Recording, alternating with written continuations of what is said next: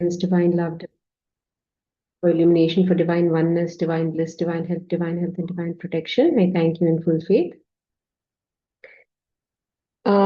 If people can switch on your videos, it will be good. Otherwise, I'll have to only see myself.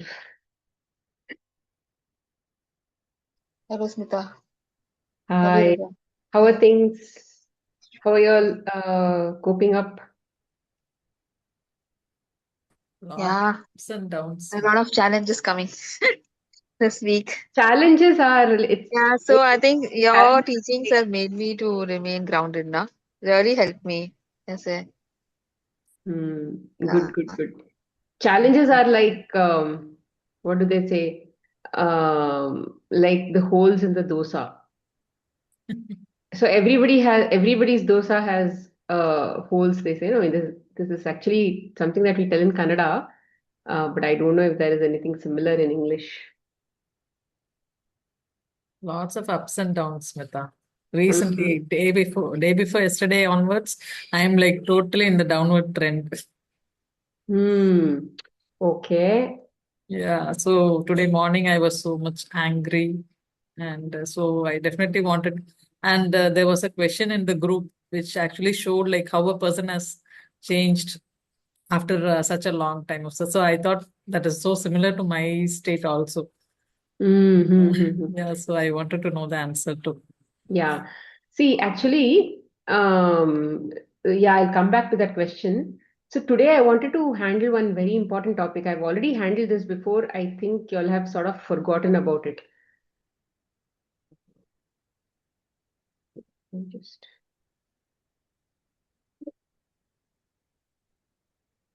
2 minutes. I just wanted to pull up some notes that I had.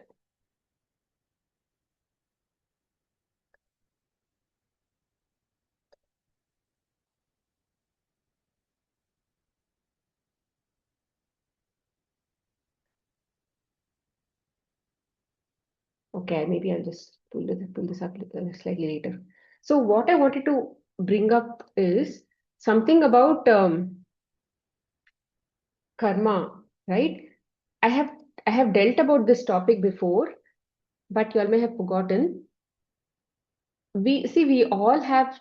In the last class, I spoke about what is karma. In the sense, when we are aligned with God, right? When we are aligned with God and when we are basically not having any expectations and we are just experiencing life the way it comes, then there is no karma attached to us at all because we are doing our duties. There is no sense of expectation. All the fruits of action that we get, also we are accepting. There is no fighting there. There is no resistance.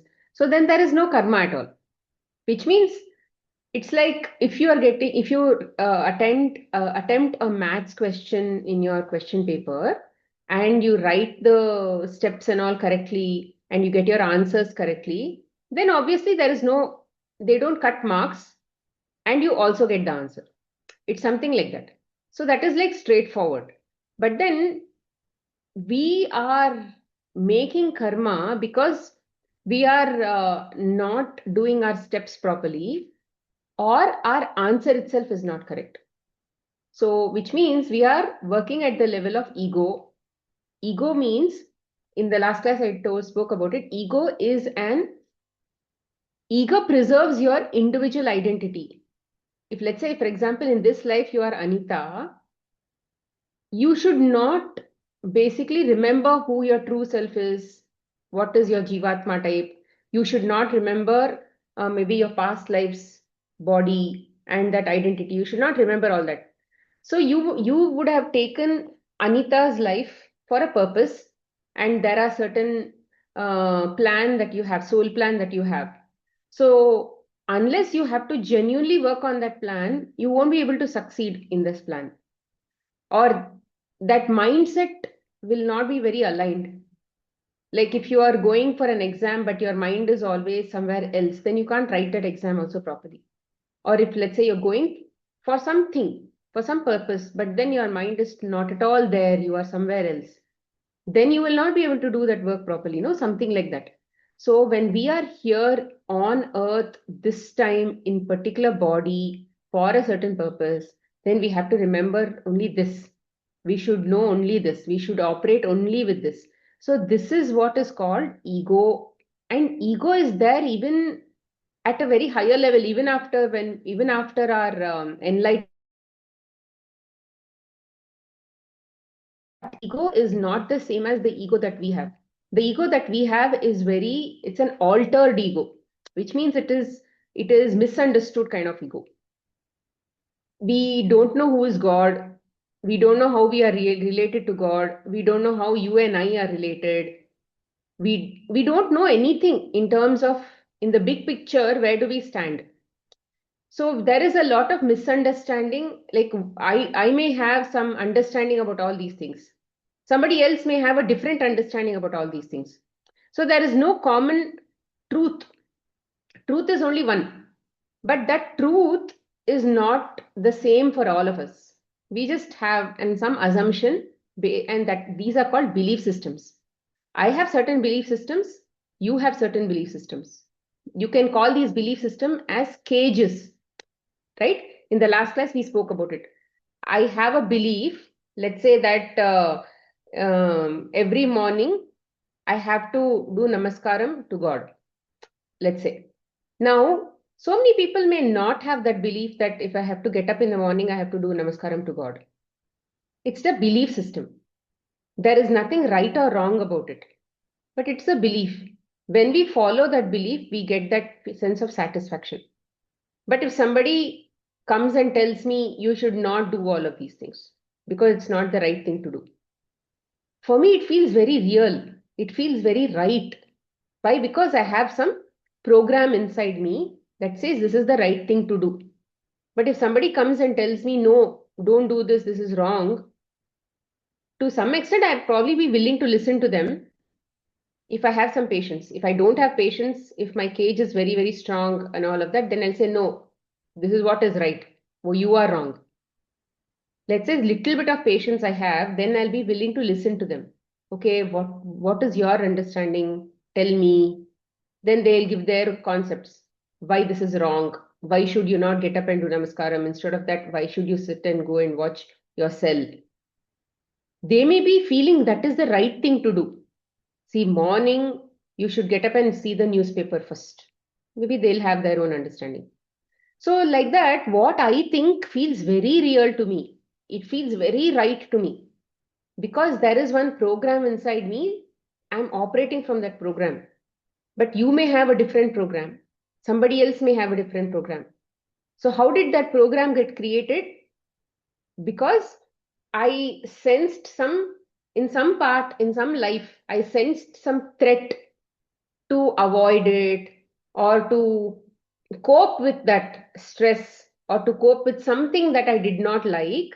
I have created a discipline to operate from some discipline. So, which means I covered myself in a boundary. I covered myself in a set of rules. And then I was operating from those rules and I felt safe and protected. When I didn't have discipline, I felt very vulnerable. So now when I'm operating from a sense of discipline, set of rules, then I feel comfortable. I feel safe. It is like spoon feeding. There is no need to think much. I just have to keep doing the same things.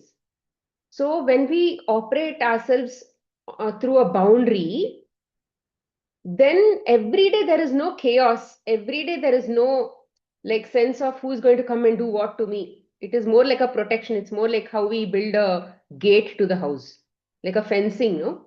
We build a fencing to the house. So I don't have to worry who's going to come into my house. Is somebody stealing my scooter? Is somebody coming and then doing something to my plants? I don't have to worry about all that because I know I have put a fencing around it. Dogs cannot come, cows cannot come and eat my plants. It's more like that.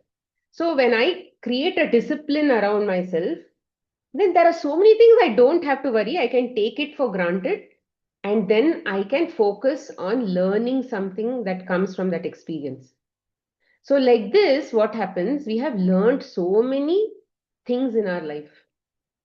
Anything that you have in terms of knowledge today is because you have brought in discipline in your life to learn something like that. Any knowledge.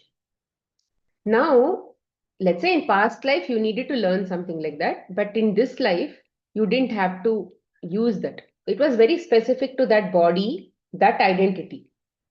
But we are carrying all of those patterns, our emotional patterns, our belief patterns, everything. The body died.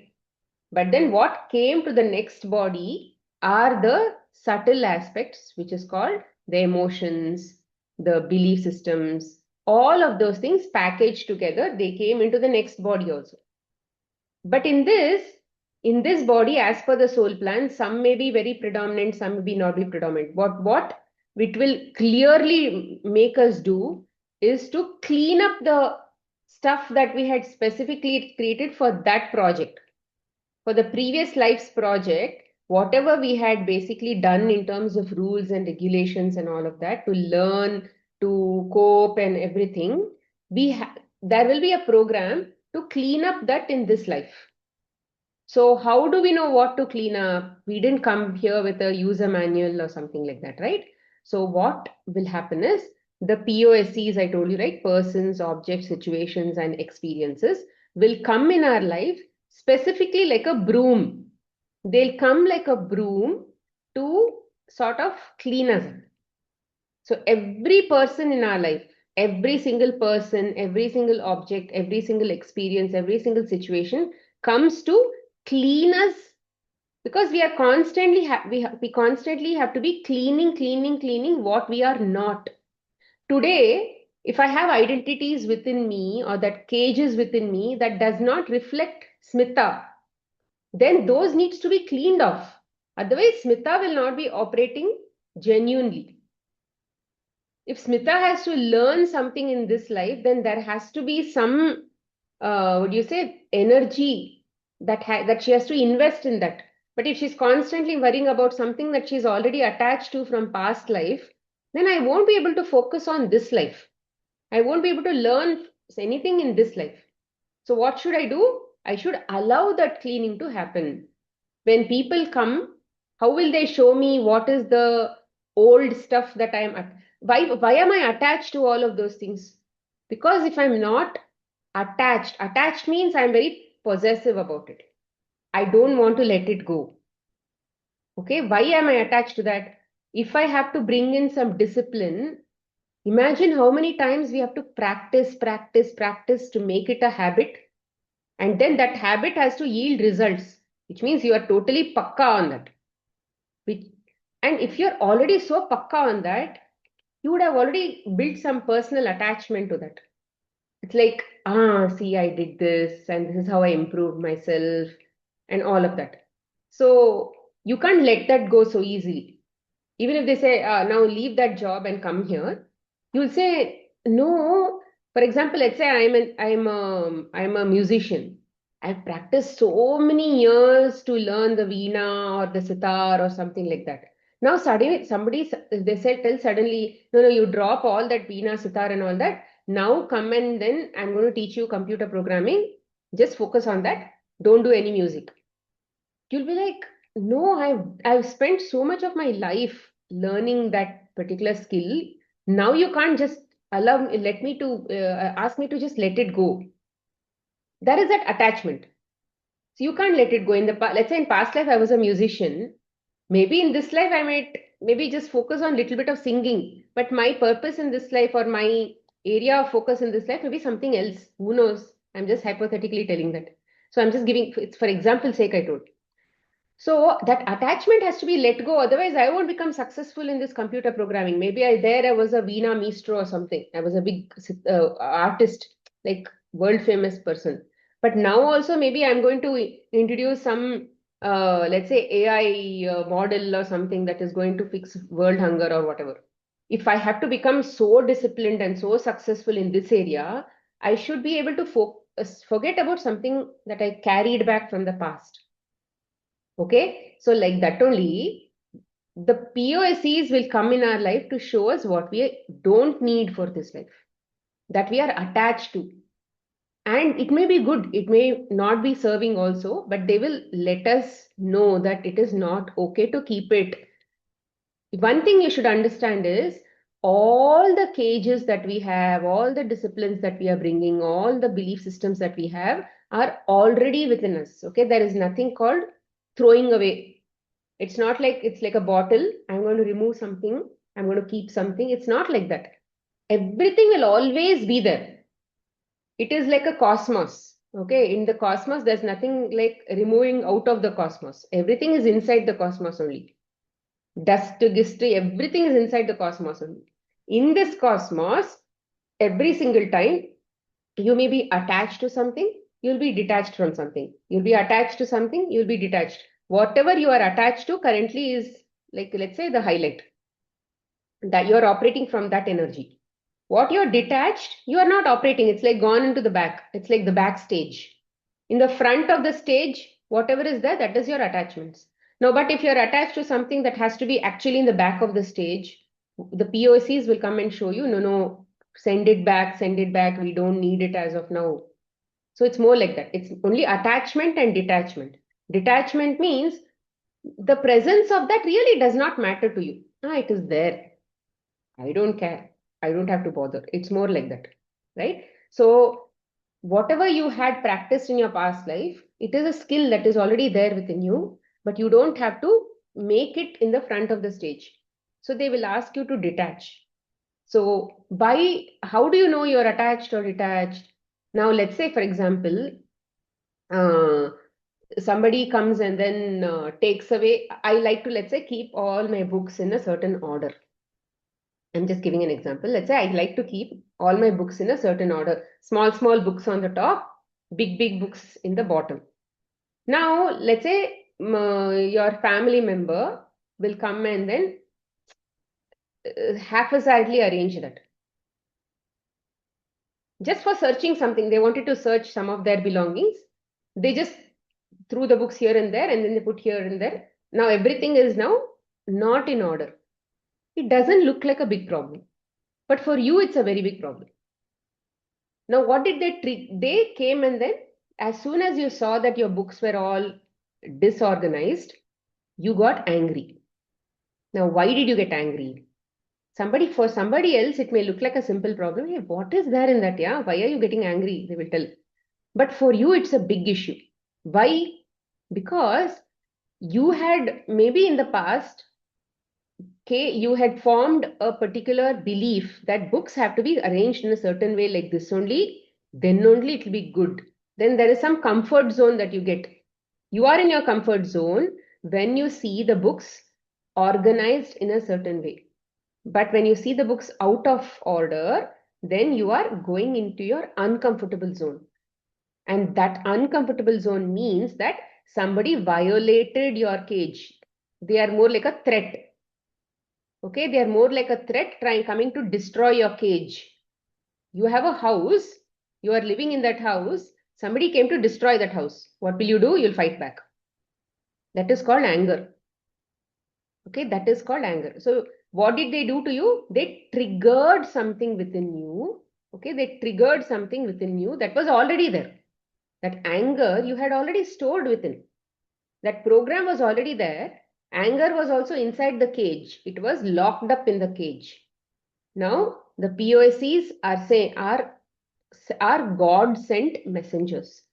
What are they doing? They are postman sent by God to give you a post and say, hey, there is this program that you have, and there is a locked up anger that you have. Release it. Release that anger. Don't hold on to that anger. It needs to be released into the cosmos. It is a free energy. You can't lock it and keep it inside. The belief system may be mine. I cannot remove it from me, but I have locked up anger within me. That energy, which was supposed to be free, but now it is locked up. So what are they telling? Remove the anger because it is not serving your purpose. You can't grow when you hold on to low frequency. It makes you feel very heavy. You can't progress with this kind of locked up energy. So let it go. So they triggered the anger that was already within you, which was locked up in a belief system or a cage that you had already built. It was already there. That also was already there within you. Okay, so now it's not their problem. It's not the problem of the messenger that he came and showed me that I had anger. I have to remember at that time, I have to come to that presence of mind that he is not making me angry. He is already showing me that I already had this negative energy that I needed to release. So that is why it's important to remember and practice. Okay, remembering is not important. You may remember in the satsang, energy is high. It's good to be in sattva. You will feel that you are in sattva. Yes, I can do this. All that you will feel when you're in the satsang. But when you're outside the satsang, when you're on your own, it is very likely that you will go back to your own habits. So, which is why practice makes you very, very strong. So, okay, you'll have to now release that anger. Yes, Sanita? So, Smita, now as you spoke, I understood what my cage was, and suddenly I felt such a very good release. But you also said the cage remains. But I see that the cage is also like not. I can see the cage, no. So I understood the cage. That's why the anger got released. So that means the cage is gone, no? Or is Cage will always be there. it It will be is just there? that the presence of the, which means, how do you know that you have already, you are becoming better and better? That in presence of the trigger, you should actually, now releasing the anger is not important. Because now it's, of course, if you're thinking, and that was your trigger, that is, you'll think about it and then you'll feel better. That is a different one. But now let's say some person did that in front of you. There's a situation happening and then you got angry. Then in such situations only you should feel calm. Then that you have gone to 100% acceptance. It's like in the act only that has to happen. Yeah. It is actually like I'm entering into level 2 of a game. The first level, I was so much okay with my mom-in-law. Everything was so fine. I accepted her so much. I thanked her so much for showing me so many, limited beliefs and all that. But when she was saying that she's going to take a break, and then I was expecting that subtle expectation, I did not realize. After that, she canceled that. I got the anger. So that expectation was there. So now, in spite of, so my now the limited belief is when she says that she has to leave, then she has to leave. That is my limited belief. So it is okay if she's not leaving. It's okay to be here. So I'm seeing the new cage now. So it is like level See, 2 it's in like the as same long as they are in situation. your life, no? As long as they are in your life, they have some work to do. If they, Yeah, I mean, yeah. everything is Got it, like got it. what do you say? Purpose. Balance sheet. It's like Yes. a liability or this thing. If they have some give and take with you, their presence is there. Once the give and take is over, very rarely do you actually have people in your life. They disappear, they die, or they move away, or something like that. Very, very, very rarely they are still living and you are not seeing any cage. That is slightly rare only, if you ask me. But as long as they are in your life, especially people like our husbands, children also maybe only few years. After that, they will go away and live on their own. Then that cage is different. They may have on and off cage, that is husband or maybe mother-in-law who's constantly living with you, father-in-law who's constantly living with you, or let's say if you're living with your parents only. Those cages will be, let's say, for life. Yes. And you can't expect an end to that because we have not even reached the state of getting Brahmagyan. And by the time we hit that Brahmagyan state, enlightenment state, imagine how we are already there, which means we are constantly in God's thoughts most of the time. We are slowly getting there kind of thing. Or we are in maybe we are so humble that we can't see flaws of other people. It's like Actually, as you get see, closer to the sun, the brightness will increase so much. You may not even feel the heat also yet, but the brightness will be so much in your life. Imagine as you get close to the sun, you will melt off. But as of now, we are not melting anywhere. Light also is not there in our life. So imagine we have a lot of work to do. In that way, you should think that there is no, the expectation for all of these things to end should not at all be there. Only if we have expectations, only we'll think that why is this not happening? Yes. Right? And especially with all these close relatives, we cannot find an end. We should constantly keep coming back to ourselves and saying, where do I stand? Where do I stand? Where do I stand? Measure By yourself. identifying this cage, this new cage now now, just in 2-3 minutes, Smita, it's given me so much energy to look forward, like Mm. how I'm going to And get since you forward. have practiced a lot on other cages, you will Uh, also feel more comfortable to also apply it on this cage. That practice is so important. And that is what I was talking, coming to that question and answer. I'll come to that question and answer. We'll finish this concept first, right? So this is the cage that we are talking about. Okay. I hope if anybody else also has questions, please ask. So this cage, let's say I'm an illiterate. I don't even understand so much also cage, this, that, belief system and all. I don't understand. Right? I'm a layman. I can't use this much of intelligence also. It does not matter. What we are trying to allow is believe that the other person is a messenger of God and he's cleaning up something within me. That cleaning to happen. That is a simple fundamental rule. If you, when we retaliate, why, what, how can you, I am, something like that, when we are more in that attitude, when we are in like that attitude, then you can't clean yourself. If somebody comes to clean your house and say, don't clean, why are you cleaning? You ask all these things to your maid, she will leave and go. You should allow the maid to clean the house. It's more like that. So all of these people are not maids. They are just triggers, like relatives who come to your house and probably tell, hey, see, there is dust here, you haven't cleaned here, this part of your house is dirty, that part of your house is dirty. They are more like that. And we should be grateful. But in real life, sometimes we may get angry, oh, why I cleaned every part of the house. How did she find out this one corner? We might think like that. But this should not be our attitude. We should say, oh my God, thank God, I have never seen this corner of my house at all. I was always busy cleaning the other parts of the house. I'm so grateful that she's helping me clean this, or she brought this to my awareness. It's more like that. So when they show us something that we already have, now what is actually happening at that state is we can't release it. We can't release what they showed. Anger is there, anger now came out. We can't remove that anger from our life because the person who has made that anger, who has created that anger inside me and stored it and all that, is not in control. The person, the same person cannot release it also. Because the control is not within you, the control is still within the universe or within that energy itself. So how should you, now there is anger every time, anger, anger, anger. Now how can you basically get out of that state from anger to no anger state?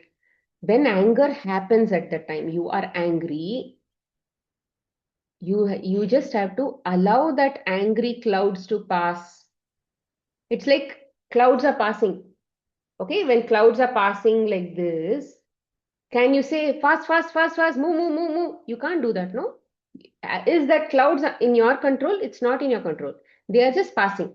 So, like that only, you need to just watch those clouds move from you. That's all you can do. Awareness is the solution. Nothing else is a solution. Distraction is not the solution. Running away from it is not the solution. Or resisting it is not the solution. Fighting with it is not the solution. Why me? Why should I get angry? Anger is bad. All that is not the solution. The solution is to not be worried about why am I angry? I should not be angry. Oh, anger, she showed me. Anger has to go outside me. That's all.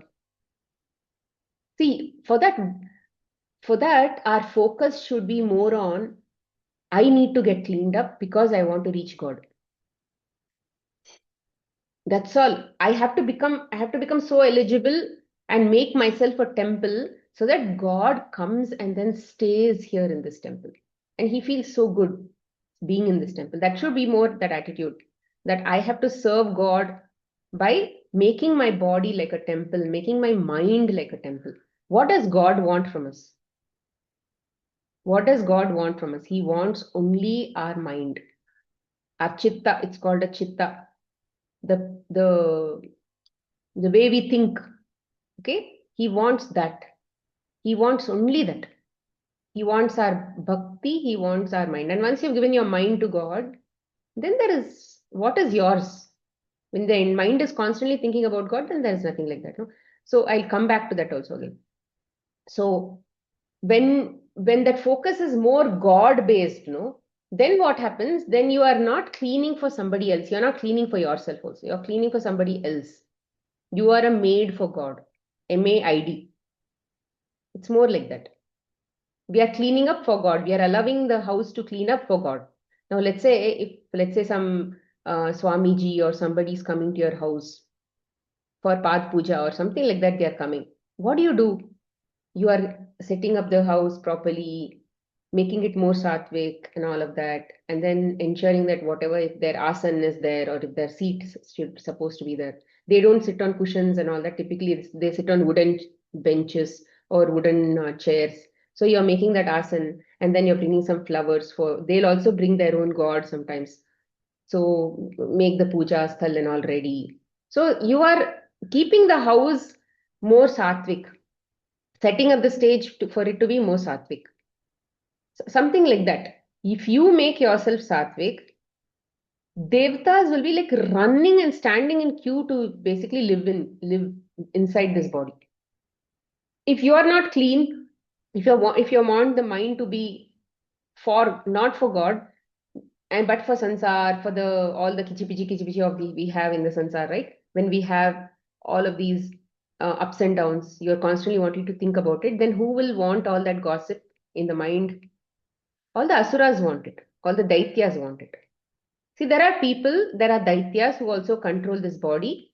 There are devatas also who control this body. But we as jivatmas are not controlling this body. We are not in control. We are only in witness mode. It is more like how the politicians uh, buy some property for in the name of their wives, and then they'll be operating on their own. No, the wife will not even know that that property is actually in my name, but they will be operating that property in her name, something like that. This property is in our name, but we are not actually doing anything in this property. Who's doing? Of course, God is in control, and depending on our predominant nature, our gunas, whether we are in tamas or sattva, rajas or something like that, the daityas will be operating us or the asuras will be operating us. But take your sense organs only, for example. Your eyes can the devata who controls the eyes or who resides in the eyes is called Surya. Okay, Surya is there in our eyes. He's the devata for our eyes, Abhimani devata for our eyes. Now, so all devatas are also we've seen in our Puranas that some Daitya defeated some devata, or they went to Indra and then defeated Indra and they took control of Devaloka. All of that they say, no? So this itself is Devaloka. This body itself is Devaloka. And if it is in control of some Daitya, so now he will be operating all these Indriyas. Indriyas means all the sense organs, Indraloka, Indriyas, all of those things. Now these Daityas will be operating. Now you have heard in stories that what do these Devatas do? They'll go to Narayan or they'll go to Shiva, they'll go to one of those higher powers, and then they will go, take for example Narayan, they'll go to Narayan and then Narayan will tell, okay, I will take an avatar and come. So he'll come in the form of Krishna avatar. Krishna means somebody who attracts. So he attracts us, let's say, into jap, or he'll attract us into one of those spiritual practices. Now what will happen? Suddenly all your thinking pattern will change. Then the what you look will change. Probably you're always looking at violence movies. Now you'll start probably hearing only that satsangs. You'll hear people who are doing pravachan in the YouTube. or you'll read books that are good only. Something like that, right? So which means your eyes are capable of doing both the jobs also, both good and bad.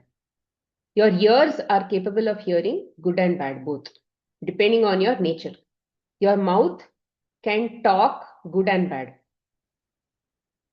Your so basically, and then your smell also. You can basically keep getting attracted, or you may want always the smell of, let's say, the karpur or agarbatti or chandan or anything that is more God related. But what if this is constantly getting attracted to what is cooking in the kitchen? Or, oh, somebody is making pakodas today. Something like that. Okay, is the nose is giving all this information. So, like this, every single devata can be in the control of a asura also, and he might be defeated, and his organ can be taken over by another daitya. So you may have heard of this daitya called Trinavarta. This Trinavarta, he came in Krishna avatar. Okay, so this Trinavarta mostly occupies legs. Indra's son, whose name is Jayanta, he is the Abhimani Devata of the legs. He was a very good bhakta of God. But of course, so he has this role. He has a role to play. He has, let's say, they have given him a job. His job is to take care of the legs, to make the legs walk, talk, whatever, run, play, whatever. Now, that leg can be controlled by this Trinavarta also. And if you've heard this Rakshasa's name, whose name was Kalanemi, this Kalanemi occupies mind. When you are constantly going towards negative, negative, negative, negative, Shiva will not live there. Shiva is the Abhimani Devata of the mind. He will not want to be in such a place, or he will not want to keep in control of that place, which is constantly moving towards negative. See, why do these devatas live, do that, or why do the asuras do that, and what is giving them power? It is something called the yajna. Yajna. Have you heard of this word called yajna? Anybody? Have you heard of this word called yajna? And do you know what is the meaning of yajna? You may have heard that. You may have seen that in real life. No, Yeah. there is a fire offering, and then so they put lots of things into the fire. In the end, they do purnahuti. All of that they do, right? So they do some things for a purpose. So like that, our every single act as per Bhagavad Gita is called a yajna. Let's say I'm eating food. Eating food is also a yajna. My mind should be focused on the food. I need to offer this to God, and then believe that everything is, who is the Abhimani Devata, or who does the offerings of the yajna go to? It goes to Narayan, or it goes to Vishnu. He's the Devata of yajna. So all the offerings that we do through this body and mind actually has to go to Vishnu. But what if we don't send it to Vishnu, we send it to our ego. When we send it to our ego, the more we keep sending our offerings of whatever we do to the ego, then what will happen? Ego, you've seen Ravan. Ravan was a representation of the ego. Then Kans was a representation of the ego. All of these daityas, big daityas and all, they are a representation of the ego, because they had a lot of power. So when we are giving that energy that we have to the ego, then these also become called karma. They are called karma. They become karma eventually. But if we give the offering to God and we are not expecting any fruit of action or something, we're just giving. There is no expectation of anything, but you're just doing it for God, kind of thing. Then what will happen? God will distribute it to these devatas who are operating in our body, and those organs will actually be good. So, see, for example, I'm wearing these spectacles. So I may have some karma for these eyes because I have reading glasses, which means I can't read something that is very, very small. So there will definitely be some karma in my eyes, which means a part of it Surya Deva is not doing. So many of these things we should remember, that all of these problems that we have in our life, whether it is body related problem or mind related problem or financial problem, health problem, relationship problems, all of these problems that we had where we are not very happy in our life. It disturbs us. It keeps us out of our comfort zone. Many of these things are because of our karma, where we have put our energy, somehow we have put our energy to the daityas. And those daityas are occupying that area and making our life miserable. Because for them, it is not like they care about us, they care about the well being of this body. It's not like that. But gods want the well being of us. They want us to use this sadhana sharira. It's called a sadhana sharira. We have to do sadhana with this body. And then eventually progress towards God. That is towards moksha or towards maybe getting God Himself. That is why this sharira has come to us. But if we use this sharira for the ego, then we are basically giving energy to these daityas. And these daityas also operate, and God is like, He has, I mean, everybody is God's children, no? So He will tell them, okay, fine, these are your areas of work. Your hand is your work, leg is your work, and all of that. They will operate because now they have the energy, no? Until we choose God, God will not come to help us. Have you ever seen that something like, let's say, for example, Ravan? Ravan was happening, Hiranyakashipu, all of those daityas were all there until God, until the Devatas went and asked for help. Now, Devatas going and asking for help does not mean that this person did not go. It means that somewhere inside he is also calling for help. I'm also asking for help. I'm desperately asking for help. And then they will take that message and go to God. And then God will eventually come into our life. It's more like that. So we must wish God in all our daily life. We must wish God to come and give us clarity, come and give us strength. God will not remove our karma. See, if you have made a if you've gone on the wrong path in some past life, we will have to go through that in this life. In this life, next life, some life. Now let's say there is this karma. Okay, I hope you'll have understood what is karma. It is not bad. Okay, karma is not a bad thing, but it is definitely going to give us more practice to see where is the value add in our life. God will not become a valuable person to us, an important person to us, unless we realize his importance. And how will we realize his importance? When he's not there in our life. When devatas are not functioning in our life, when daityas are functioning in our life only, we will get the importance of God. We'll understand the importance of devatas. And why do we, you may ask, why do we have these asuras? Why should God even create asuras? Daityas have to, only devatas can be there, no? No, if only devatas are in our life, we will only become arrogant. We will only become very, what do you say? We will think that we are all of these royals who have everything in our life.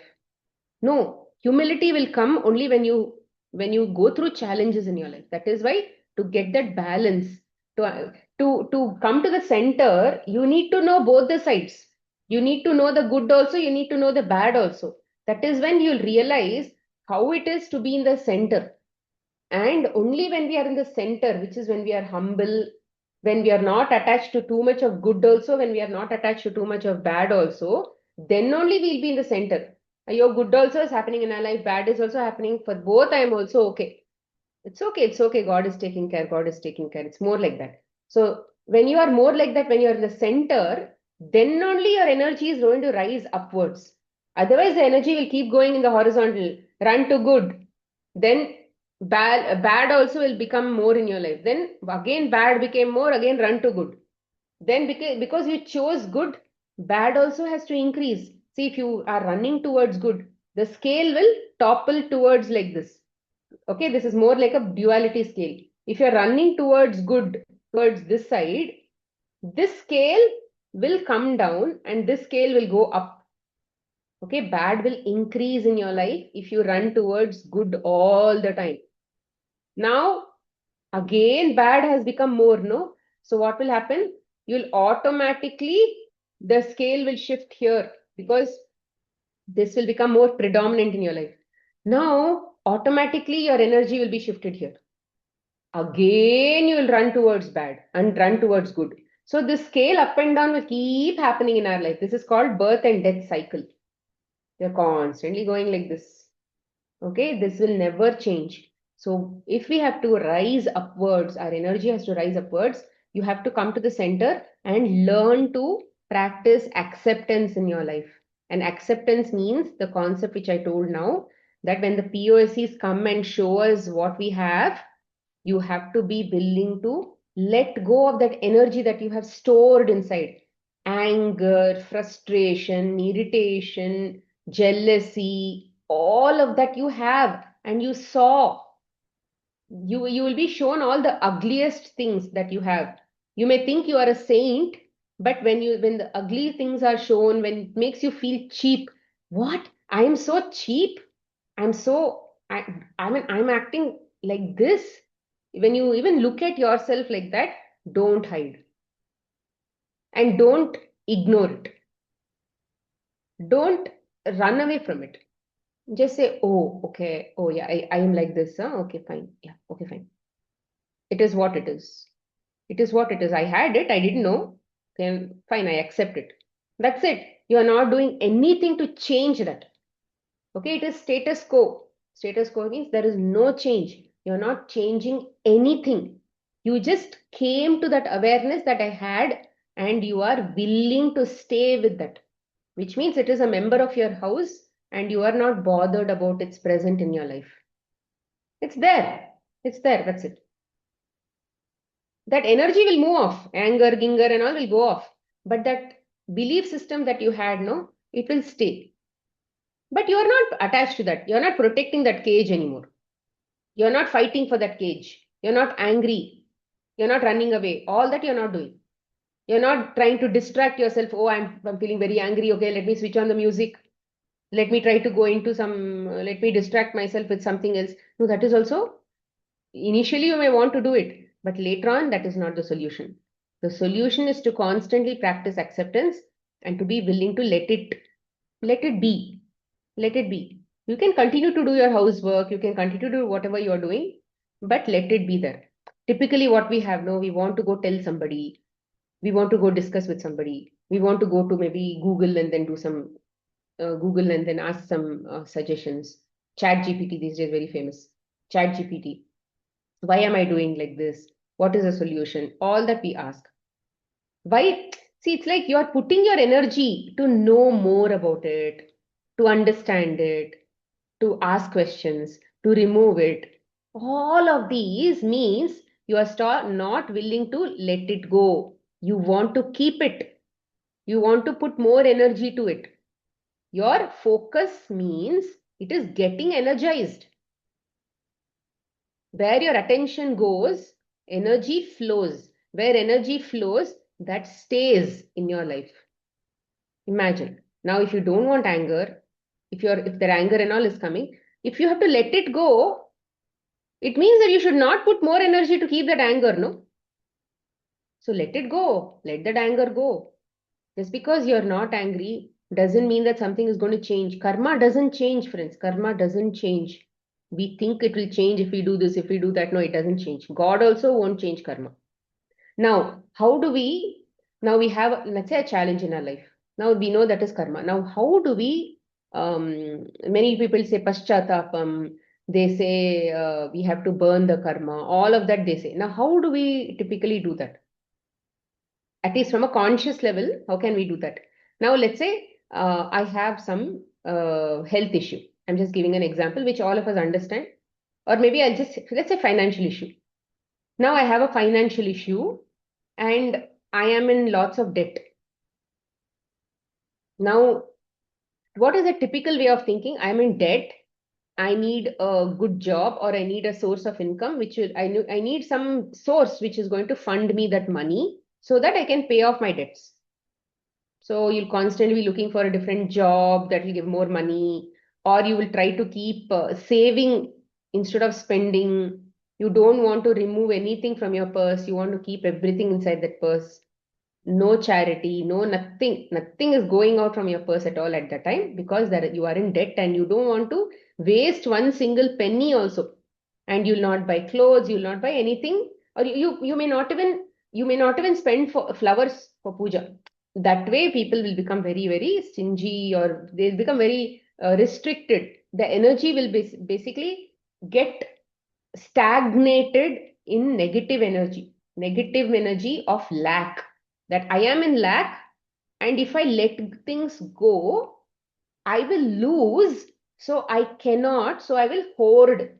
Whatever little I have also, I will hoard. It's more that mentality, and it's more a lack mentality, negative energy. Okay, all of that. Now, this is a karma. Now, magically, this won't disappear, no? So, what are the ways? How does this formula work? Any karma, this applies to anything, okay? Use this. So, listen to this carefully. Now, let's say this is 100 points of karma. Now, this financial issue, hypothetically, let's say it has 100 points. And 100 points in God's terms, maybe it is 2 years, 3 years, 4 years. I don't know. We will forget about time. We will just say 100 points. Because I and you cannot decide the duration. I can only say points. 100 points. Now, I have attended this satsang and I am aware, oh, I have this problem in my life and that is due to my karma. What karma, why karma? We don't have to ask questions. It is there. We are not here to analyze what we already have, because more analysis means more cage. Don't go to analyze anything. Don't ask for answers. Just accept. Now that is there. That problem is there. It is challenging. It is bothering me. Now that is a karma. It has 100 points. Now, if I don't do anything, let's say 100 points takes 2 years. If I don't do anything for that 100, it will just burn. As days pass, that karma will sort of drop over a period of time. It will drop in 2 years, let's say 2 years, or let's say 5 years. In 5 years, it will become even, it will become zero, and then you will start from 5th year or 6th year, you will start to see money coming in. Maybe you'll get a new job, or some transformation happens in your life. Things happen. Money starts flowing in. Until then, you are in lots of loans and debts and all of that. Now you have attended this class. Now you understand this formula. Now, what is the formula? You got into this ego, you got into this karma because your ego, you work for the daityas. You worked for ego. Your mind, you sold your mind to the daityas. You told, you will occupy my mind. There will be indulgence, there will be pleasure, there will be comfort, there will be wine, there will be all sorts of things. All of that was there in our head at the time. That's why at some point we got that karma. Now, the opposite you need to do now. You need to make your ego uncomfortable. Now we have these cages. What should we do? We need to make sure that you do the right thing. Your mind will already know in this life, you will already know what is the right thing to do. You know what's the right thing to do, but you don't want to do it. Why? Because it's difficult. It's difficult. You don't like to do it. It's uncomfortable. Now what can you do? Now somebody will come and tell you, hey, do jap. Do chanting of God's name. Is it easy? No. Oh no, I have to work 2 jobs now because I am actually earning less. I don't have money. I have to pay off my debts. I don't have time. I have to take care of my family members also. My family is sick. See, typically when challenges come, you'll also have other related daityas also who will come for the party. Not just financial issues, other daityas also will come and then wreak havoc in maybe your health also. Many other things will come. Typically, they all come together. It's like all these rogues, they hang out together. They party together. So typically when we are in negativity, there will be a lot of other challenges also. Let's say now this person will tell me, I can't do job because I don't have time. I have these other problems also in my life. What can I do? I can't do anything. I'll tell them the formula, that's all. I'll tell them, see, this is how you have to do it. Now let's say he agreed to do job. He'll say, okay, fine, I'll start doing 10, 15 minutes a day. I'll start doing every day.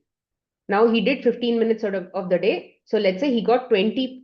In that 100, 20 points will come to the jap, because he doesn't like to do it, but he's agreeing to do it. It still keeps him uncomfortable. Okay, that's an uncomfortable area for him, but he agrees to do it consistently every single day. So every day from that 100, 20 points will be distributed to jap. There it is only now 80 points. Okay, then I will also tell him, okay, see, you have to do some exercises also, take care of your body. Start going for walks every morning because you are going to work and all that. Get up early in the morning, go to walk, or come in the evening, come back and then go for a walk. He's already tired, maybe he's demotivated, all that is there. He'll say, okay, fine, because you're telling me to do, I will do this also. Because he's now reached, see, when does a person agree to do all these things? He should have almost reached a stage where that karma is now going into the opposite direction of reducing. It was now in its ascent. He was actually going to the peak of that karma. Now it is slowly beginning to descend. But when he is descending, now he should do paschatapa. In the beginning, it was all punishment kind of thing. He had to go through it. There was no awareness that this is karma also. But only when it comes to the top, then God gives an opportunity for going through that, doing the opposite of that. Then he will get all these ideas. Then he will listen to everybody. Until then, forget about listening also. They will not listen. They will not agree to do also. They will still be going through the challenge, but they will not listen to you. So don't waste your time there. Okay, now I will tell them, go for a walk also. See here, walk has nothing to do with financial issues. You may notice that. Walk has nothing to do with financial issues, but it is actually making his ego uncomfortable. He doesn't like to do it. He is not used to even getting up in the morning. He's not used to exercises also. But I'll tell them do it. But because his ego is now uncomfortable every single day, and let's say he puts consistency, 20 more points goes to walk. Now how much is remaining here? It was 80. It now became 60. Okay, then I tell him, okay, why don't you actually start maybe eating less? Every day you're eating so much of food, maybe eat a little bit less. That way your stomach is now only 3/4 full. When it is 3/4 full, you'll not be very heavy and you'll not maybe sleep all the time. You eat less and then whatever energy you have, maybe you sit and read some Ramcharitmanas or read some Hanuman Chalisa or maybe hear some satsangs, listen to some pravachana, harikatha.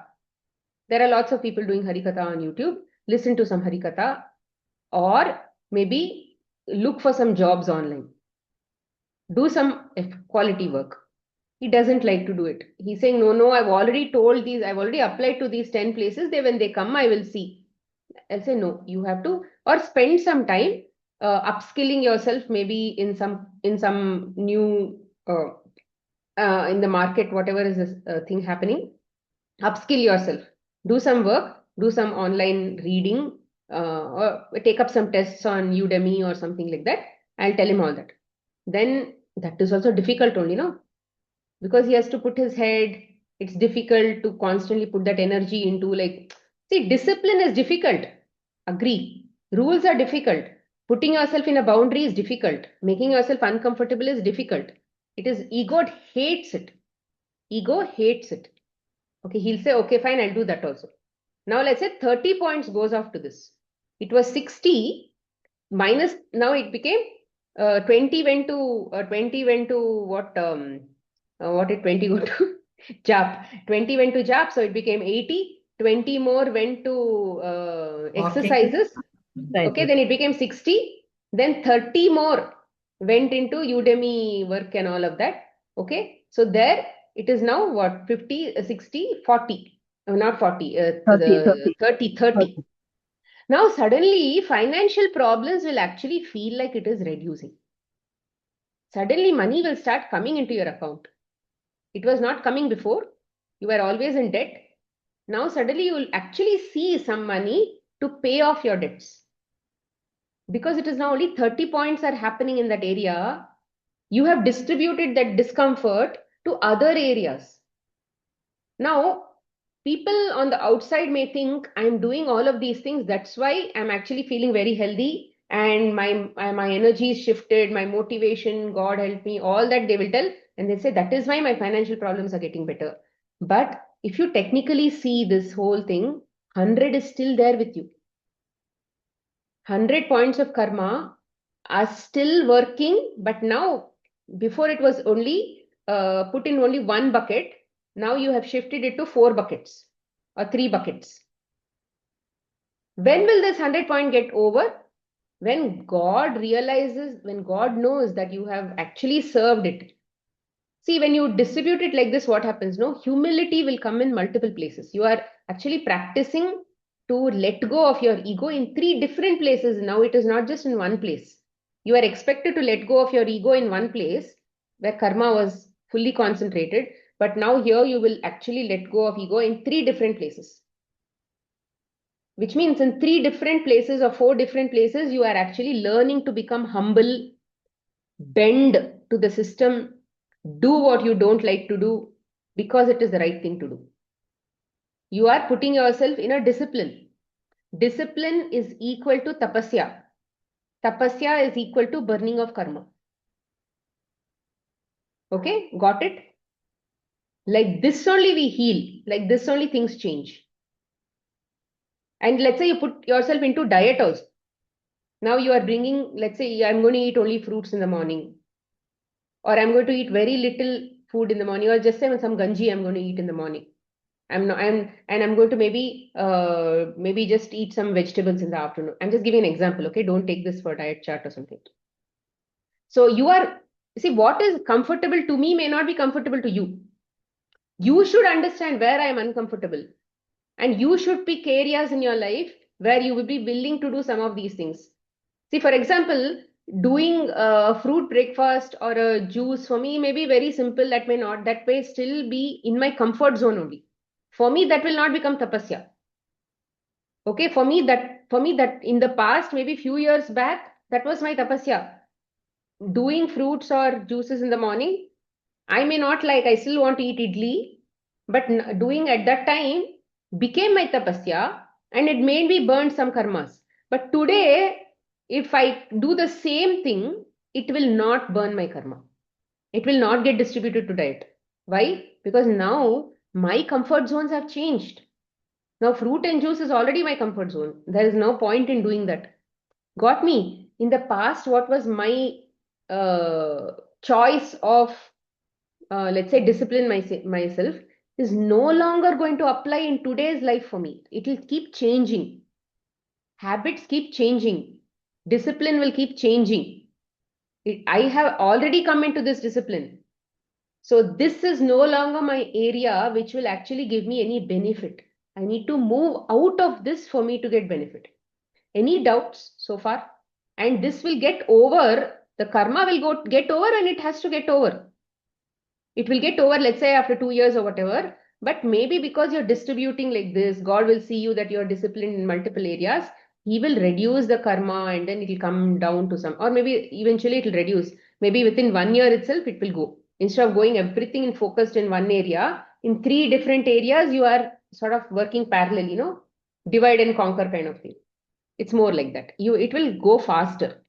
That is why oh, I did this diet. Yeah, that's why this problem went away, they will tell. Or I did this exercises. I did yoga. That's why it went away.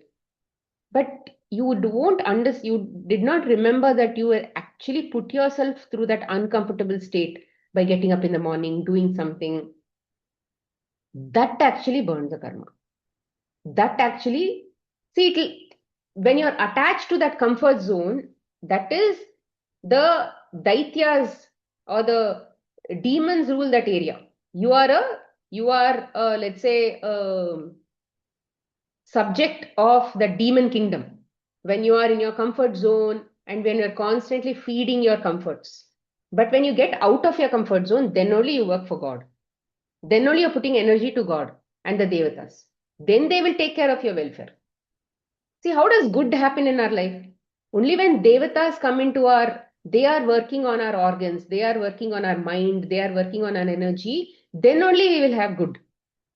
But if we are bad is happening in our life, it means that we are on the opposite side of the scale, where only Daityas take care of us. So, any doubts so far? How do you know how you understood how this formula works? Yeah, ma'am, it's very clear. Yeah. And I have few doubts that I want to clarify. So about chanting, jab, no, how it is different from the other distractions, how it is, actually work within us if we, even when we done mechanically. Like, I Yeah. think you already answered it. Like, See, it's like when we do, see, it's now take our marriage itself. Now we got married to somebody. Before marriage, did we know that person? We didn't know that person. Maybe our parents got, speaking about arranged marriages. So let's say our parents introduced us to them. Now we just know their name. Do you know anything about their personality? We don't know anything about them. Maybe we may not even think about them all the time. But now, because they are going to become our husband or they are going to become our wife, slowly, that energy is getting focused in that direction. So now you will probably establish WhatsApp chats with them. Then you slowly establish some, let's say, video calls. Because every day you're not meeting them. Some video calls, this, that, then maybe emails. Some communication, phone calls, this, that, slowly, it will start happening. There is still no love. It is just knowing that person. It is still only, take even love marriage for that matter. Before it became love, initially they're still getting to know each other. It is more like that. So that God is a stranger as of now. He is operating in our life, but we still don't know about his presence in our life. So how do we get to know God? How do you know about this? Like before your parents brought that person to your life, they have done some background work. Maybe somebody told, hey, this person is there for marriage. Now, what did your parents do? They will go figure out. They'll go know about him. They'll ask his friends, or they'll find out which office he's working, how is he as a person. Somehow they'll find contacts to talk about him, to know about him. Then they will say, how is their family? Maybe you will get a person who is their neighbor. Hey, how is that person? How is their family in general?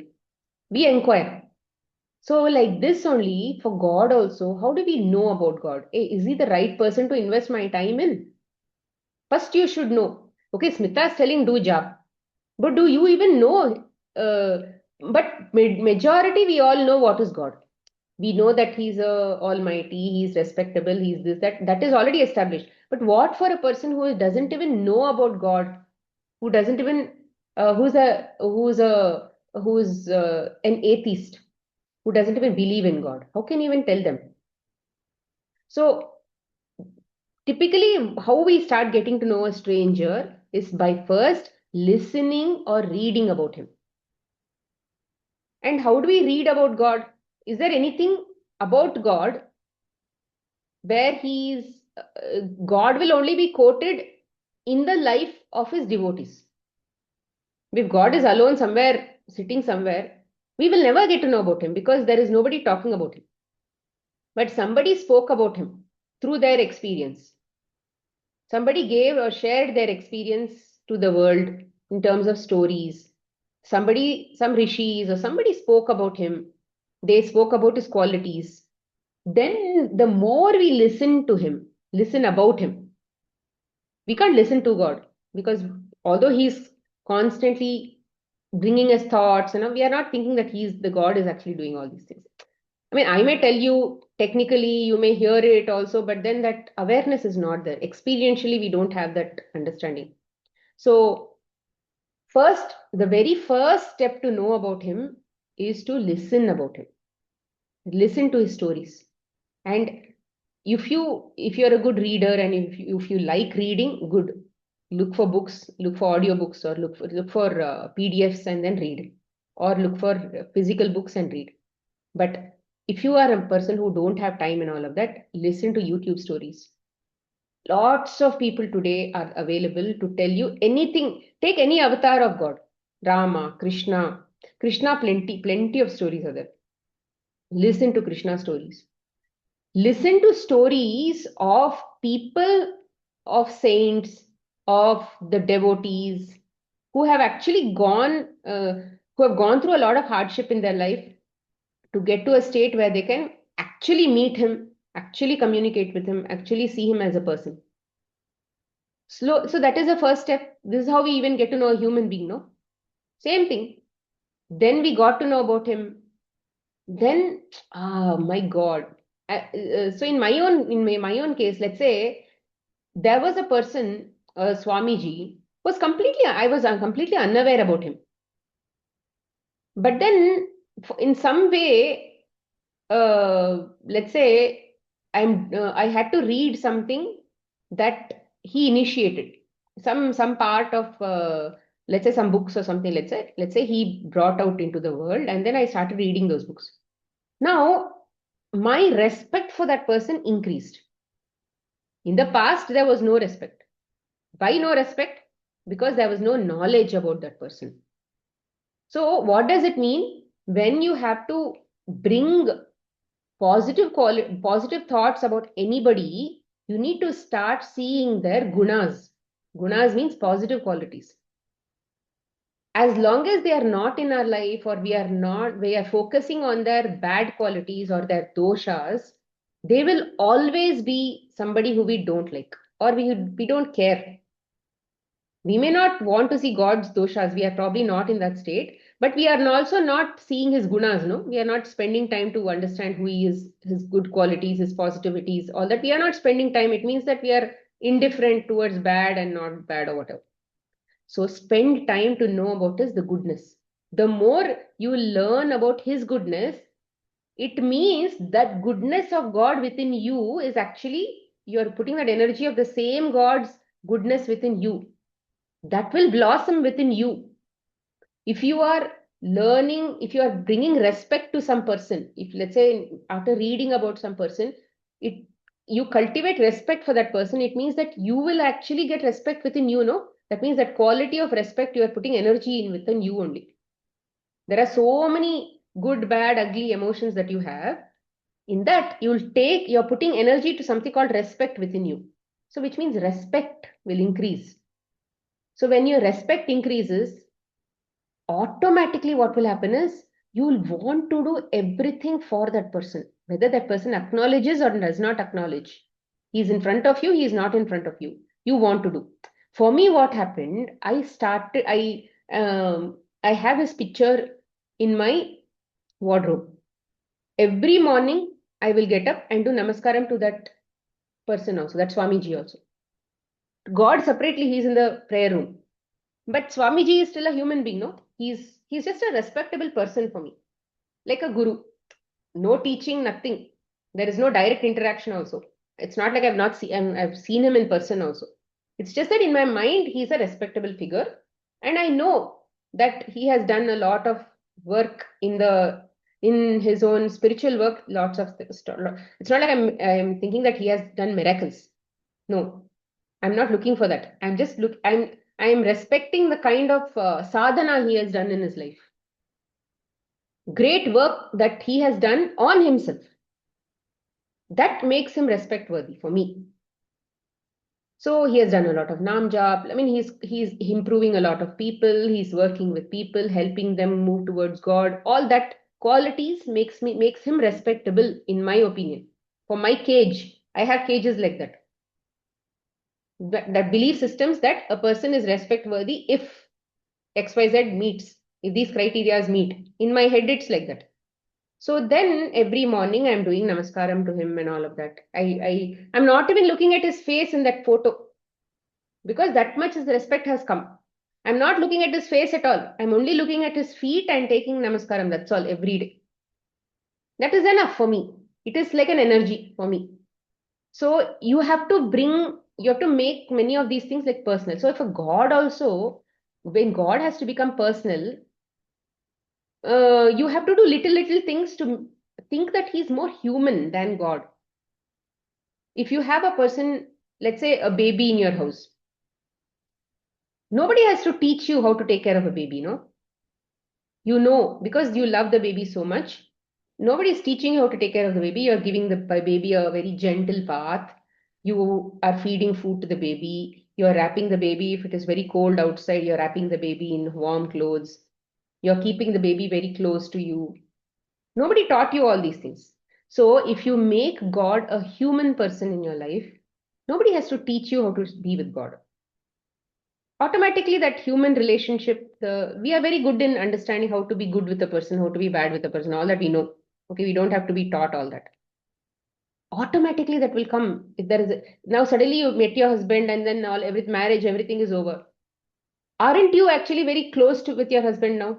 You're giving them food, you're taking care of their needs, giving a cup of coffee, maybe waiting for dinner, asking what is the thing, to understand. Say he likes pakoda, and then you're making pakoda at home, surprising them. Now, let's say when they're sleeping, blanket is not there, but then they're cuddled up like this because fan is already on, and then they're very cold. You'll go put a blanket on top of them. Not just husband, anybody who you love. Like that only you should do for God also. Make him a human. He will become human to you. For me, that is what I learned from the stories of many devotees. They made him very human in their life. So, for example, let's say in this winter season, every day I do, not just winter season, in general, I do water abhishekam to God, and then I take that as tirtha every day. Narsimha idol I have, and then every day I do abhisheka to him, and then I take that tirtha, like, okay. Now in winter, I felt that, okay, maybe even he'll feel cold, no? For me, it was like that. I got this feeling. Or maybe even he'll feel cold. So I used to put warm abhishekam every day. I mean, hot, like the way I like in my bath. That temperature I would do, that water I would do. But first I used to do Tulsi Puja. For Tulsi, obviously, I can't put hot water. So for that, Tulsi hot, separate cold water because it's a plant. And then for God's Abhishekam, again I would invoke Ganga Jal and all of that inside that. And then I would do Abhishekam with hot water. Like this, we need to think, make him very human.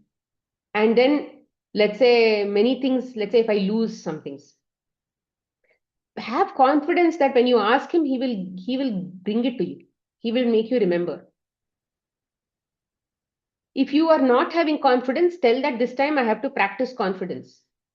So I will not do anything else until that comes. Be willing to let off that object go also, because you are willing to practice confidence. If you are willing to do that, no, that is called surrender. In the next class, I'll teach. Surrender means you are willing to go through, you are willing to be okay with all outcomes, including, now let's say I lost some object. God, please help me find that. I'm looking for that. Do you know where that is? You're just asking a question as if that person is next to you. Hey, do you know where I kept that object? I'm sure you will know, Ralva. I'll ask in my local language. You know where I kept it, no? Can you please help me remember? That's all. One question is asked, one request has been raised. Now you need to have the confidence that he's going to remind you. Let's say 5 minutes passed, no memory came. 10 minutes passed, no memory came. You should be willing to wait. You keep searching, no problem in searching. But be sure that in that mind, when thought is going to come where you kept that object, he will only remind you. It comes. For me, though, it comes. Because in that moment, some restlessness will happen. But you should be telling yourself, no, it's okay even if I'm restless. It's okay if I don't find that object also. But I am going to put that confidence because it's his job to give me that thoughts. He is going to give me if I'm waiting for him, and he will give. If he gets the feeling that, oh, she will not give up counting on me, he will give that thought. Forget about anything. Recently, I mean, my mother passed away in January. I found her very old phone. Okay, in that old phone, we were looking for some data might be there, something might be there in her phone. No, so we didn't want to lose it. Now she has a pattern lock on her phone. Now tell me, how will I remember? I have never seen her use that phone also, and I live in a different house. So obviously I can't remember. Now, how do I know what pattern to use? I tried K, my mother's name starts with P, P, K, all that, my daddy's name, my father's name, everything we tried. I tried. Then I asked my sisters. Then they sent some suggestions. All of this happened. Finally, I surrendered to God. I said, obviously, only you know what is a pattern that will going to work for this. So I'll trust that you will only give me a pattern. Then what happened? Apparently, my sister's daughter, she just sent one pattern. They gave many patterns. In that one pattern, they also sent. Then I'm trying one pattern by one pattern. One pattern worked.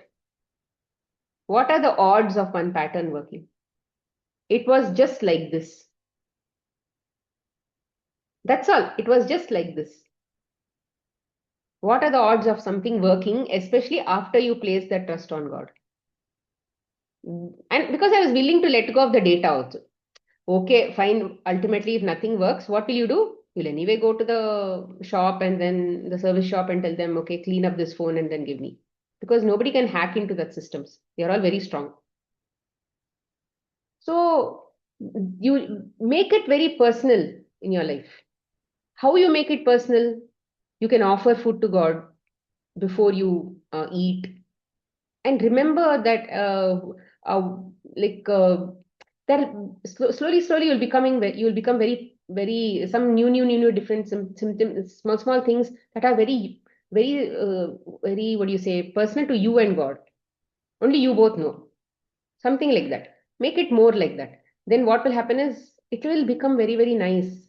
And let's say if there is some shlokam or something like that, tell it for him every day. And then maybe there are some festivals, tell him, hey, what do you like, yeah, today? Can I sing this song for you? You like this song? No, it's your song only, no, I will sing this song. So go to an extent to please them, to please him. Go to your uncomfortable zone.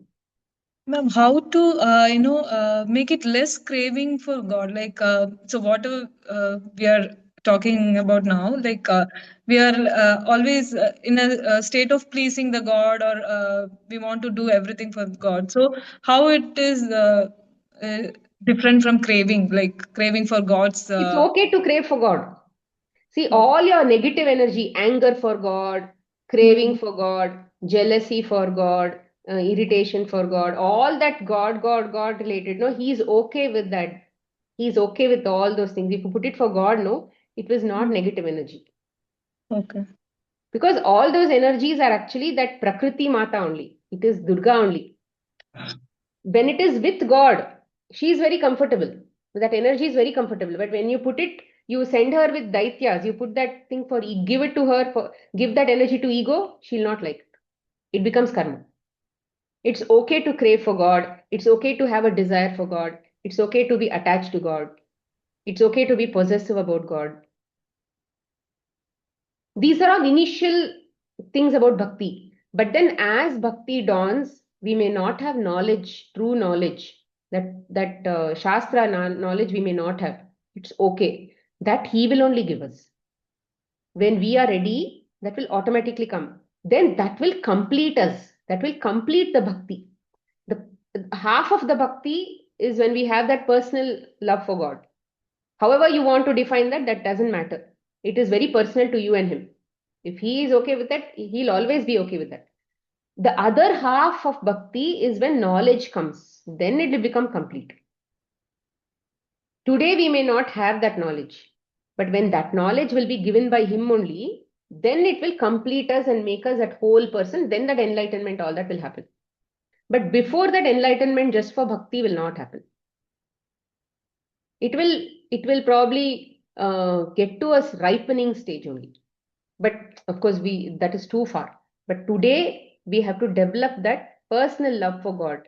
Now, why I told you all these things is I gave all of this formula for karma. No, if you do this, there is a shortcut. Immediately things will burn, like Nama Japam. Nama Japam, because it is connected to God, you're thinking that you're doing it for the love of God. Another way is to say, oh, I need to burn my karma, so I'm going to do Namja. That is process. You will go in the long route. In the long route, and it will happen whenever it has to happen. But if you're doing it for God, because I love him, I want to tell his name. And his name, and you feel that, oh, I believe him. I want to go and reach him. I want him. I want to make him personal. He is mine and I am his kind of thing. So I want to be possessive about him or whatever, let's say that eventually. Do it for his love. For me, no, that possessiveness and all is not there. It's more of that respect is there. He deserves respect, so I'm going to give respect. It's more like that. He is he's very dear. He's very respectable. He does so much for me, so I'm going to do more for him. It's more that attitude for me, more that servant attitude. The what I have, but people can have different personal relationships with him. Like the gopis of Vrindavan, they were all sages from the Treta Yuga Rama during Rama's period. They were all sages, and those sages did not get an opportunity to meet Rama. Then, when Hanuman told to Rama that, see, there are so many people who are still waiting for you, he'll tell, no, now I have to go back to Ayodhya. I can't meet them, but I promise that I will meet them in my next avatar, which is Krishna avatar. And but because they have been waiting for me now also, and then they'll still be waiting for me till then also, ask them to keep chanting my name, Vrindavan or something like that, Krishna or something. He'll tell something. Ask them to keep remembering only this, so that when they die, they will be born in Vrindavan or they'll be born around that Vraj area, Mathura and all those areas. And then I will actually go, and then in this avatar, I'm only having Ekapatni Vrata. In that avatar, I have so many Patni Vratas, and all of that is like I'm cool about all of those things.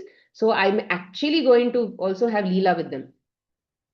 So they were all Sakis and Gopis in Vrindavan, right from 100-year+ women to even, let's say, 5-year, 6-year-old, 8-year-old, 10-year-old children, girls also were there as Sakis.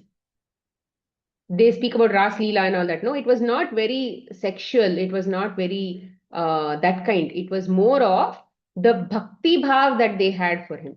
And they were dancing and singing and all with when he plays flute. And they left all their husbands one night, and then they came and did all the dance and all of that. For people who are having Rakshas Buddhi in their head, they will actually see that this is all kama, this is all sexual. All these people, other people's wives, they went and had an affair with Krishna, all that they will tell. But when you see with that bhakti bhav, no, you will realize, oh, this was how much when we crave for God, if God calls you, even after you've developed that attachment for God, you will leave everything and go. See, people who die, what do you think all of the people who are dying doing? At some point, they will know that they are being called. They will go. Do they even think twice about all of us who are alive?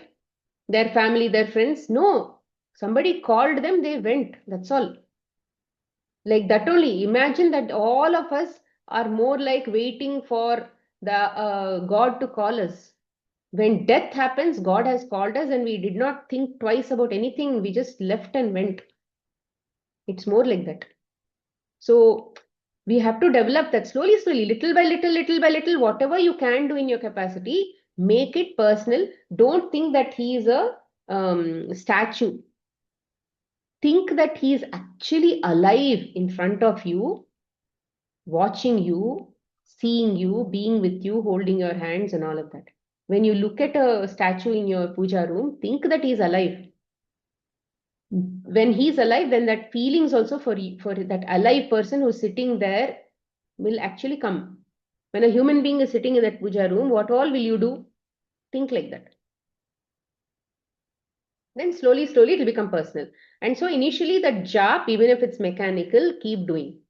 Because initially, who is going to have love for anybody, no? It is going to be mechanical only. Even in marriage, it's mechanical only initially. It will take about 2 years for that love to ripen.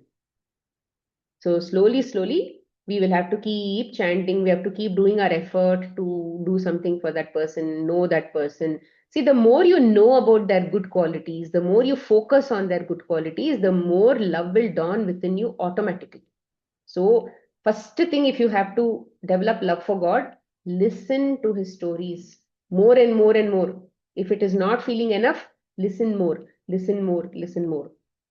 Don't end your life without the last day also keep listening about him, because there is so much to know about him. We cannot end it. Every day, even I listen. I forget those stories. That is also there. But it's okay. It is more like a bath. It'll keep cleansing us. We don't have to remember. Sometimes I think, oh, it's so beautiful, the story I have to share with my class. But then I would have forgotten. By the time Wednesday comes, I would have forgotten. But I'm trying to see that I can keep sending stories like this as much as possible. Okay, yes, Bindu, just give me 1 minute. Somebody's at the door. Oh, it's already 4:05. Huh?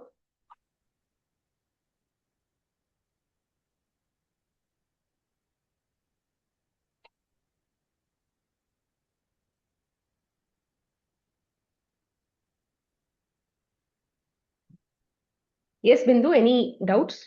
No doubts, Sunita. I just wanted to share my experience.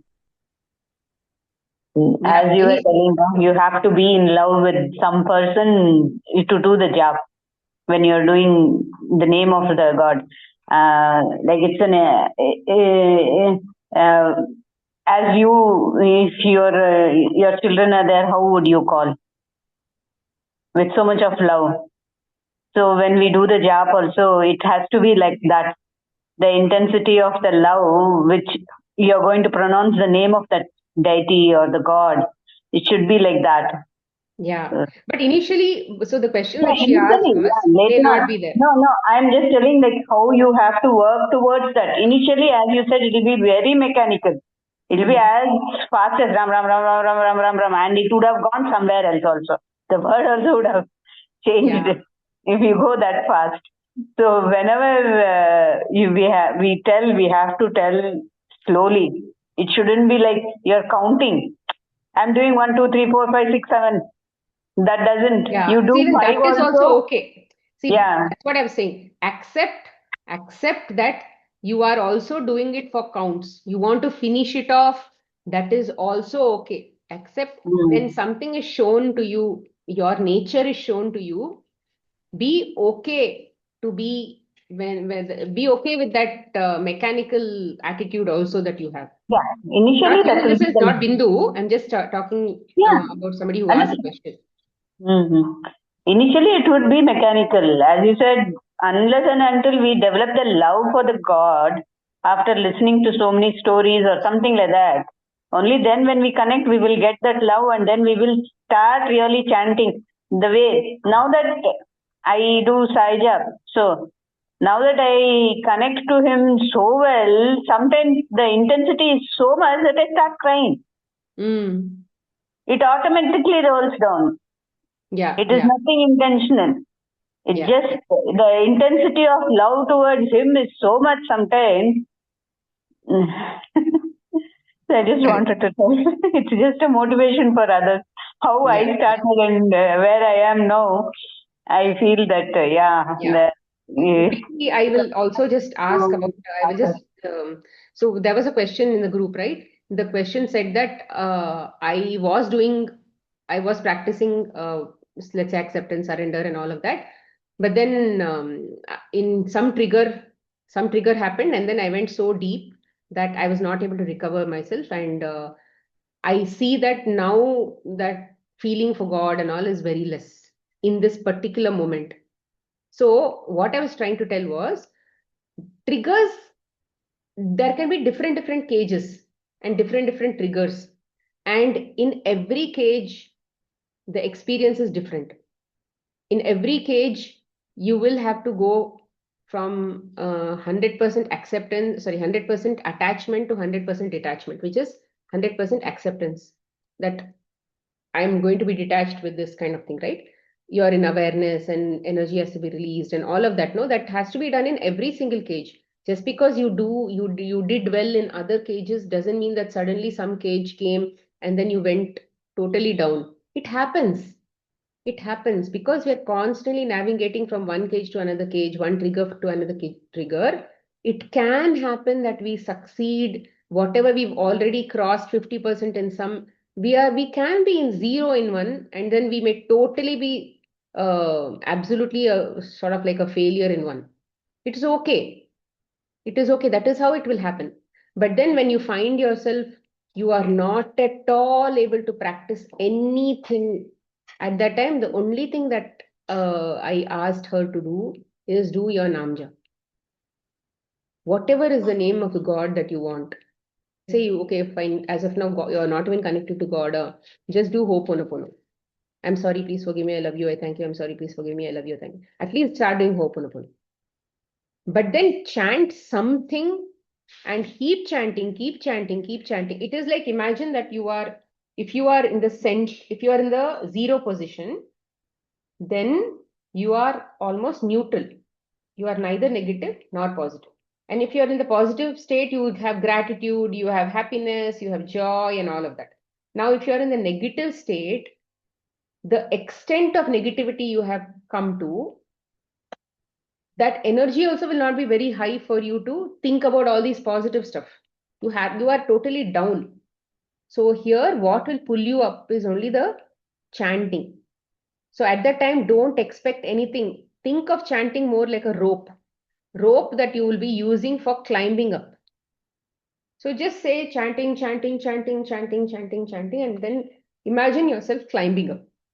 That's all. When you are in a certain level of altitude, then only that clarity will come. Imagine that you are in the deep pit. In that pit, it is fully dark. You can't see anything, you can't, no clarity, nothing.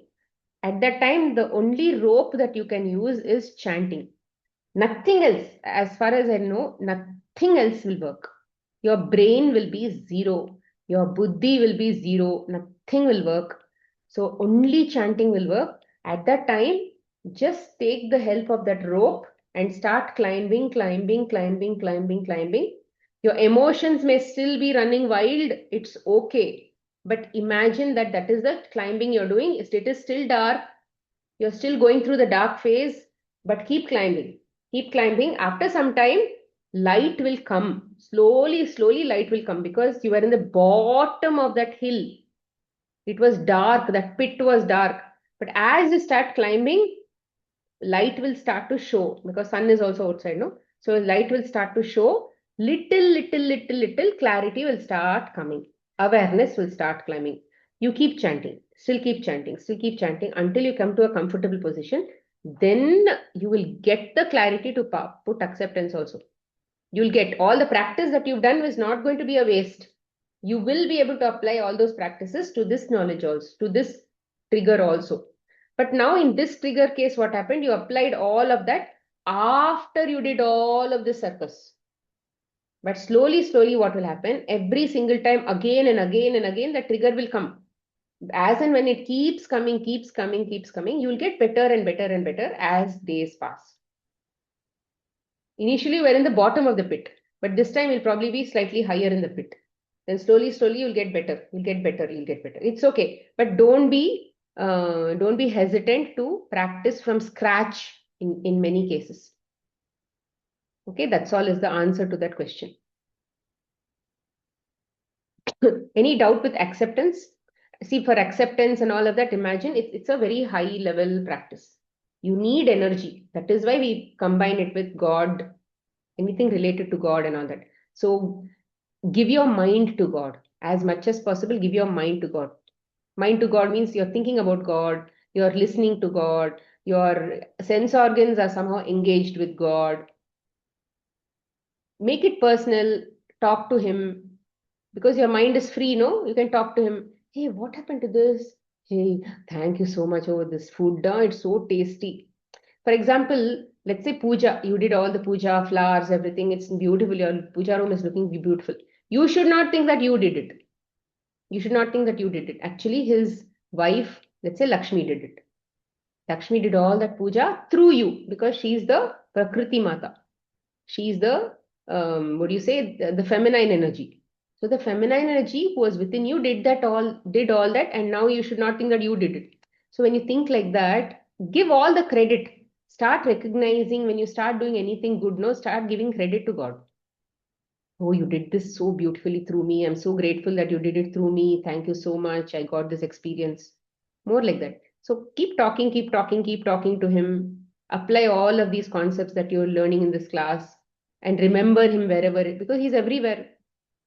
Everything He only does.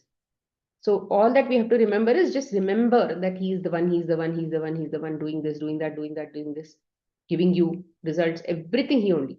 If you see something good in a person, that is also he only. That quality is also him only. If you see some dosha within a person, then that Rakshas is within you. He is playing, he is more predominant, that's why you're able to see. So acceptance is the key. Don't fight anything. Okay, when the energy is passing, allow it to pass. Then slowly, slowly, it will go off. That quota, whatever, let's say 5 kgs of energy was inside, it will take slowly 1 kg, 1 kg, 1 kg, 1 kg, 5 triggers, 5 kgs are already gone. But if you fight, saying no, no, no, no, no, initially we will fight. Initially, when the trigger is new, we will resist, we will cry, we will this, we will that, everything will happen. It's okay. We will not let go of anything that is within our possession so easily, no? We will not give up anything so easily, right? It is more like that. It is more like that. Okay? Any doubts so far? Okay, if there are no doubts, then we can close the class. To the Supreme God, we thank you for your divine blessings. To my spiritual teacher, to all the spiritual teachers, holy masters, all the saints, holy angels, spiritual helpers, and all the great ones, we thank you for your great, great blessings. Thank you. Thank you. Please do share your takeaway. Any key points, whatever you think is very important that you want to practice in the next 1 week. Practice it, write about it, and then make your notes, especially this formula, no? Make notes so that you can keep going back to it. Yes, Hina? Oh, sorry. Thank you. Yeah, thank you. Thank you, Sita. Thank you, Bye-bye. Smita. Thank you. I said thank you. Okay. Thank you, Smita. Yeah, bye-bye. Thank you.